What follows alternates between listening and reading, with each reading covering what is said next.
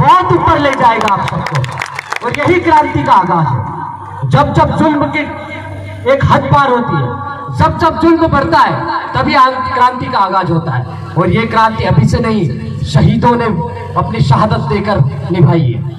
भगत सिंह, सुखदेव, राजगुरु 25 साल की उम्र में शहीद हो गए इस देश के लिए। बिरसा मुंडा 25 साल की उम्र में शहीद हो जाते हैं। और टंट्या मामा तो आपको महेंद्र भाई ने बता दिया, 35 साल तक हथियार बंद लड़ाई इस पूरे मालवा निमाड़ क्षेत्र में, यहाँ तक कि गुजरात के क्षेत्र तक लड़ने वाला एकमात्र आदिवासी आदमी, ऐसा हमारे जैसा दुबला पतला कोई नहीं था उसके साथ में। भूखा नंगा पूरे क्षेत्र में घूमता था। और यहाँ ये जो अधिसूचित क्षेत्र है, वहाँ की एक एक इंच जमीन उसी संघर्ष का परिणाम है। आज यदि मेरी बहन बेटी के ऊपर कपड़े हैं, उनके बदन पर कपड़े हैं, तो वो सब उनकी बदौलत है दोस्तों।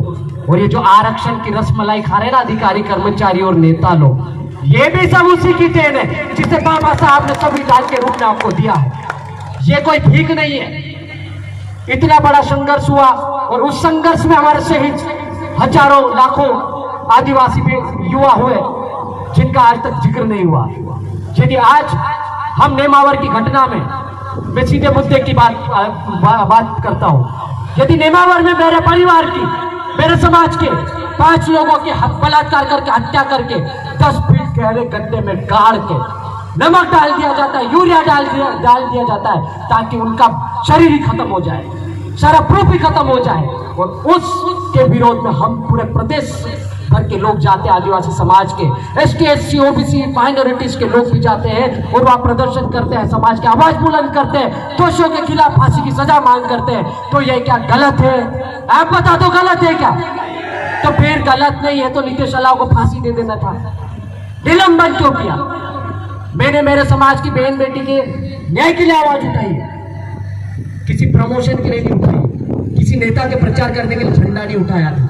यदि मेरे समाज की बहन बेटियों के ऊपर हो रहे अत्याचार शोषण के खिलाफ मेरी आवाज को दबाया दिया जाता है, तो मैं लाख बार इस सस्पेंशन को स्वीकार करता हूं। दूसरा, मानपुर की घटना थी। मानपुर की घटना, वहां के लोग स्थानीय, अभी 20-30 लोग आए हैं, 15-20 गाड़ियां लेके, अभी रंजित दादा मकवाना बोल रहे थे।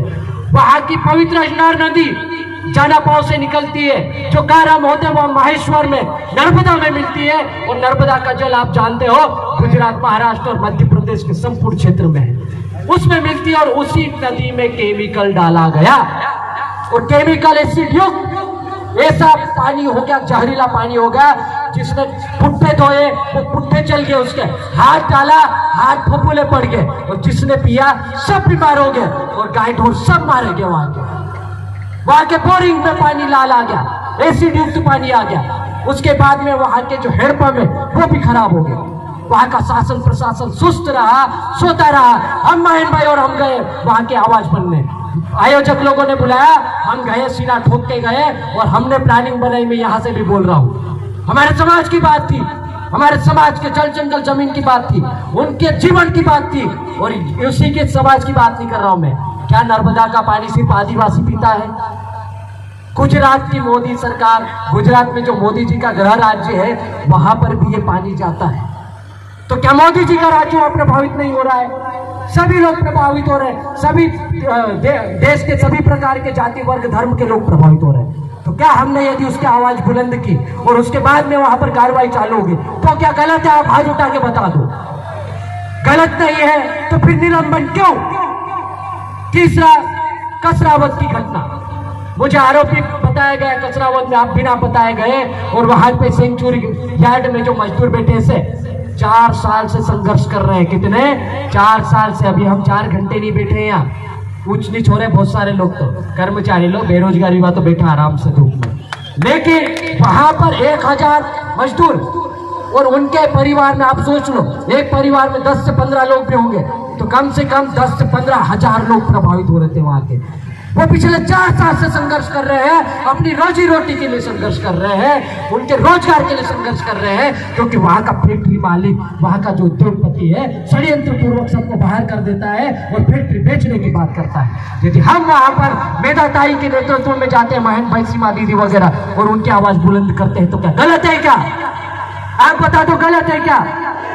गलत नहीं है। तो मैं आपको बता दूं, उस आवाज के बाद 24 घंटे के अंदर उनके खाते में 50 लाख रुपए डाले गए हैं, उन मजदूरों के खाते में। ये जीत है हमारी। यदि ऐसे काम के लिए मुझे सस्पेंड किया जाता है तो मैं बोलता हूँ सस्पेंड ही नहीं, आप बर्खास्त करो मुझे। मैं ये बिरसा मुंडा जैसा छोटा मोटा शहीद मान लूंगा अपने आप को यदि समाज के लिए मुझे बर्खास्त किया जाता है। बाकी आप सब जानते हो उपचुनाव भी आ रहा है और भविष्य में और बड़े चुनाव आने वाले हैं। यदि हमारी कुर्सी आप खसका सकते हो तो आप सबको पता है ये बेरोजगार युवा रुकने वाला नहीं है। अब अधिकारी कर्मचारी भी धीरे धीरे बाहर आ रहे हैं अपने बिलों से, तो कोई पीछे हटने वाला नहीं है। यदि आपने हमारी कुर्सी खसकाई, छाती ठोक के बोल रहा हूँ, मार दो, गोली मारना हो तो, नहीं तो आपकी कुर्सी नहीं खसका दी तो मैं बोल रहा हूँ इस जमीन गोबर की धरती से बोल रहा हूँ। आपको सबक सिखाएगा हर युवा, हर अधिकारी कर्मचारी भी सिखाएगा, भले वो डरता होगा। मजदूर, दलित, किसान तो हमारे साथ ऐसे ही छाती अड़ा के खड़े होते हैं। और भाई मयंक कन्नौज जैसे, सीमा दीदी और जितने भी हमारे नारी शक्ति आज जो बैठी है, इन्होंने आज हमारा सिर गर्व से ऊंचा कर दिया है। और ये भाड़े की भीड़ नहीं है, फिर से मैं आपको बता दूं, ये नितेश अलावा के नाम पर भी नहीं आई है। एक पोस्टर चला, मैं 2 दिन से फोटो वीडियो देख देख के थक गया हूँ, मैसेज का रिप्लाई नहीं कर पा रहा हूँ। प्रदेश स्तर पर मुझे ऐसा लगता है किसी सीएम को इतनी बधाई नहीं मिली होगी जितना समर्थन नितेश अलावा के नाम पर मिला सभी बेरोजगार युवाओं ने। स्पेशली मैं हमारे निकेश भाई और टंकिया ग्राफिक्स के लोगों के लिए जोरदार तालियों के लिए उम्मीद करता हूँ। आपसे इतना बढ़िया बैनर बनाया उन्होंने कि वो सीएम और पीएम को टेक हुए, और वहां से भी लेटर आ रहा है। और जिन लोगों ने गलत कार्रवाई करी है, मुझे नहीं मालूम उनने किनके ऊपर दबाव में आके कार्रवाई करी है, लेकिन सिविल सेवा आचरण संहिता नियम ये नहीं कहता है कि आप अपनी बहन बेटियों का बलात्कार हो जाए, उनको गाड़ के फेंक दे, मार दे, गाड़ दे, और उसके बाद भी आप चुप रहो। ऐसा कौन से संविधान में, कौन सा आर्टिकल लिखा है मुझे बता दे। और यदि ऐसा लिखा है तो मैं उस चीज को नहीं मानता हूँ, सस्पेंड नहीं, बर्खास्त होने के लिए तैयार हूँ। आपने 6 कैमरे लगाए, 600 और लगाओ। बाकी हमारे बेरोजगार युवा साथी खड़े हैं, ये सब वीडियो बना रहे हैं, फिर से वायरल होगा। जितना वायरल पहले हुआ था उससे ज्यादा ये वीडियो भी वायरल होगा। मैं बर्खास्त होने के लिए तैयार हूँ, लेकिन समाज की आवाज आप दबा नहीं सकते। ये न्यूटन का नियम आपने पढ़ा है, मैं पहले बोल चुका हूं, न्यूटन का नियम पढ़ने की जरूरत है आपको।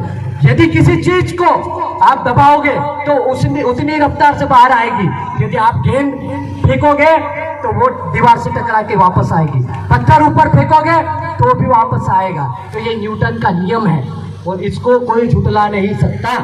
यदि जिसने नहीं पढ़ा है वो पढ़ ले, समझ में आ जाएगा। आप क्रांति को दबा नहीं सकते, आप शहीदों का अपमान नहीं कर सकते, और समाज को बिल्कुल खत्म नहीं कर सकते, और युवा शक्ति को तो बिल्कुल नहीं कर सकते।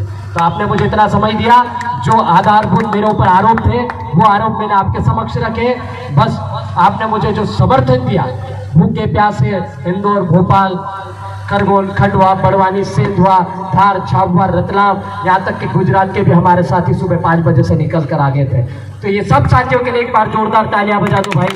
ये सब भूखे प्यासे यहाँ पर नीचे पत्थरों के ऊपर बैठे हैं। अब मैं आपसे निवेदन करता हूँ, यहाँ से सीधे रैली के माध्यम से शांतिपूर्ण तरीके से जो भी आपका रूट हो, डीजे आगे चलेगा, उसके माध्यम से आप जाए, किसी प्रकार की कोई गलत हरकत नहीं करें। हमको सिर्फ जो मांगे आपने रखी है उसे मनवाना है। नितेश अलावा को यथावत रखे तो ठीक, नहीं रखे तो ठीक। मुझे जो करना था कर दिया, और मुझे कोई पब्लिसिटी स्टंट नहीं करना था।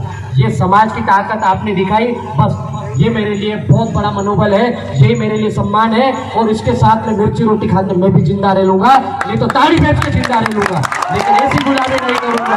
10-20 लीटर यदि दिन भर में ताड़ी बेचूंगा तो 1000-2000 ऐसे आ जाएंगे। तो बहुत अच्छा, ये फालतू गुलामी करने से अच्छा। तो बहुत बहुत धन्यवाद। जोहार जिंदाबाद, जिंदाबाद, इनकलाब जिंदाबाद,